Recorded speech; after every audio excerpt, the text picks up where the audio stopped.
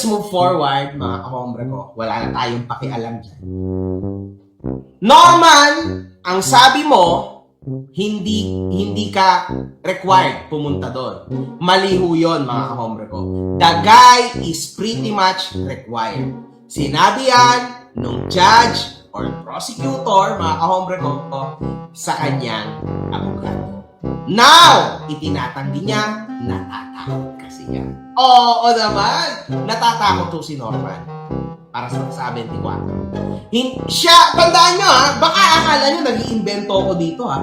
Huwag nyo kakalimutan na siya ang nagsabi niya.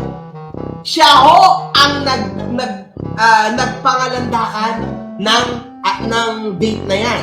February 24. Not me. Siya yung unang nagsabi niyan, mga kahombre ko. Siya, not me. Diba? Sa totoo lang, mga kahombre ko, ito sasabihin ko na yung totoo sa inyo. O, yan na, 3,000 na. O, ito sasabihin ko totoo sa inyo, mga kahombre ko, mukha sa mukha. Ito ho, ang totoo niyan. Sinabi ko sa misis ko, nandito actually, lagi ako sinusuportahan ng misis ko.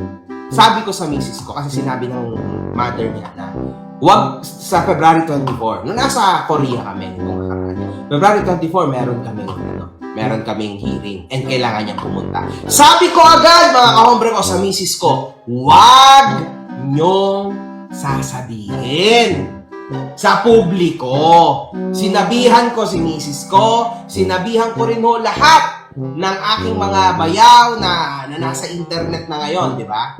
Even yung aking bayaw na tomboy, sinabihan ko rin. Na tombit, sinabihan ko rin, huwag kang magsalita, huwag mo nang sabihin. Kasi gusto ko siyang sorpresahin, di ba? Yan yung totoo niyan. Kaya nagulat kami na siya na mismo ang nagsalita, di ba? Siya mismo ang nagsabi ng February 24. Ayan ho ang totoo dyan, mga kahombre ko. Ayan yung plano ko sana. Ngunit, sinunog niya yung plano ko, so wala akong choice but to say na yes, I will be there. Ngayong February 24. Norman!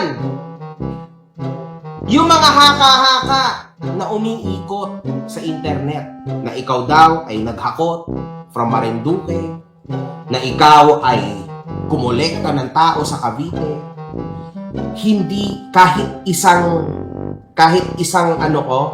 balahibo hindi naangat. Wala. Hindi ako takot dyan. Kasi unang-una sa lahat, wala akong pakialam sa mga isasama mong tao. Kasi focus lang ako sa iyo. Target lock ka sa akin sa February 24. Hindi ka makakawala sa akin, Norman. Alam ng lahat, alam din ng pamilya ko na ikaw ay isang duwag. Everybody knows sa aming pamilya na duwag ka.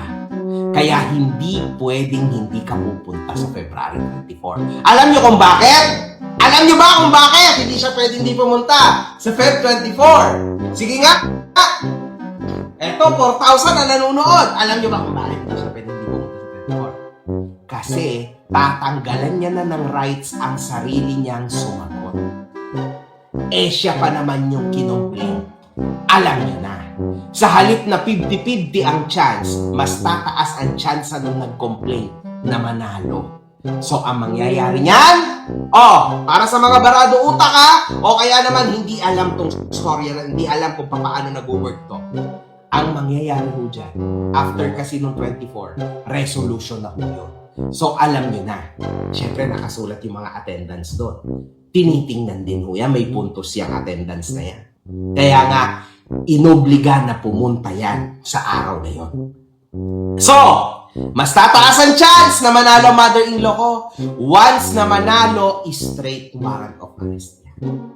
Sabihin natin available yan. Siyempre available naman, di ba? Karamihan naman, yun lang naman ginawa niya sa amin eh. Malamang available lahat, di ba? Ngunit, aberya yan. Mag-shot yan. Kulong yan. Kahit isa, 2 araw, it doesn't matter. Kulong ka pa rin. Di ba? Yun ang problema, Norman. At makikita yon na maraming tao. At hindi lang yon, mga kahombre. Kaya, kung last week, itong linggo na nakalipas, anong ini-status ko? This will be a very, very happy and, kumbaga, super sayang linggo. Sinabi ko yan, di ba? Itong next week, ito na yun. Mas masaya tong linggo na to, mga kahombre ko. Etong linggo na tong parating, mas masaya talaga to.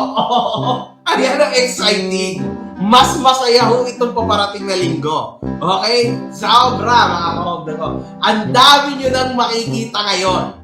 So, para sa lahat, no? Ng mga tao na sumabaybay na totoo dito sa laban ko na ito. Eto na yung linggo ng kaligayahan nyo.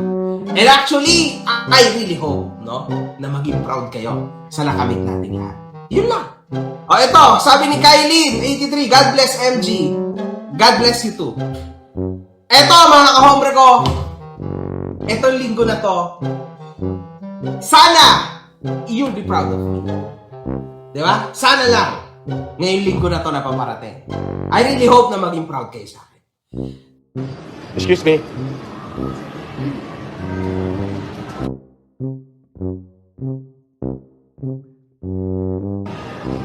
Ako, pag kumain dito sa Hilton, hindi ako babayad. Alis na ako, ha? Kita mo, alis na ako. Hindi ako nagbabayad. Yan ang mga patay gutom, hindi marunong magbayad pag kumain. Hindi nyo naisip na malaking tulong para doon sa mga taong tinulungan natin. Malaking kaginhawahan para doon sa eskwelahan na mapagawa mo yung bubungan nila na tumutulo. Paano ko ipatigil ko kaya yung backhoe, kaya yung bulldozer na nagtatrabaho ngayon doon? Total, ako naman na magbabayad, no?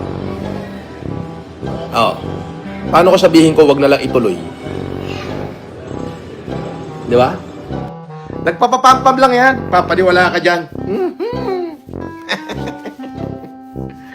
Si Atty. Glenn Chong nga nagsalita sasampalin kita, Miss First Lady, sabi ni Atty. Glenn Chong, di ba? Doon sa Maisog Rally. Wala naman silang ginawa. Di ba? Wala. Magpapaniwala ka dyan. Nagpapapampam lang yan si Eric Taba. Ako ay ex-convict, convicted criminal at scammer.